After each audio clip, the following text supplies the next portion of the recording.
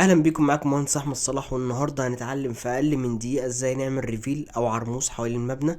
بس قبل ما نتعلم كده، اعمل لي لايك وفولو عشان انا كل يوم بنزل محتوى خاص بالهندسه المعماريه والهندسه المدنيه.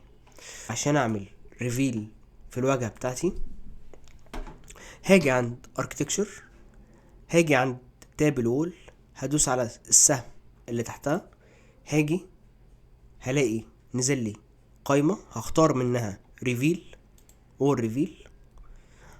هنا هقدر احدد شكل الريفيل ده، هل هو هوريزونتال ولا فيرتيكال. في حالتي هنا انا عايز الريفيل يكون هوريزونتال. تمام. انا دلوقتي بعمل الريفيل بتاعي وليكن هنا مثلا. تمام.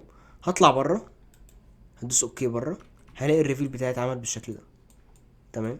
هاجي ادوس على الريفيل بتاعي من هنا تاني، هدوس على اد اور ريموف وولز، هاد الوول اللي جنبها او الحيطه اللي جنبها، وهاد الحيطه اللي جنبها، بحيث ان العرموس يبقى مسلم لي الحوائط كلها بتاعه الواجهه دي. طيب، الريفيل ده او العرموز ده بتحكم في البروفايل بتاعه منين؟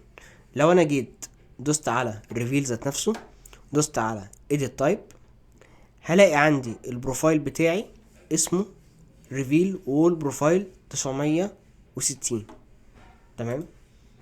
هاجي هنا هختاره، هكنترول سي، هعمل كنترول سي، هاخد اسمه، وهاجي عندي هنا هعمل سيرش. طبعا في ريفت من اول 24 وريفت 25 السيرش عندنا موجود في بار، هنا موجود في الجزئيه دي. انا هنا دلوقتي شغال على ريفت 22، فريفت 22 ما فيهوش الجزئيه دي. طيب، هاجي هنا هعمل سيرش، هدوس كنترول في، هشيل بس الحته اللي في الاول دي، هقول له نيكست، هلاقي هو علم عليه، هختاره، هدوس edit. ادي عندي الريفيل بتاعي. هو انا حبيت دلوقتي اغير شكل البروفايل بتاعي، اقدر اغيره بالشكل اللي انا محتاجه. تمام. واعمل له ريلود في المشروع بتاعي.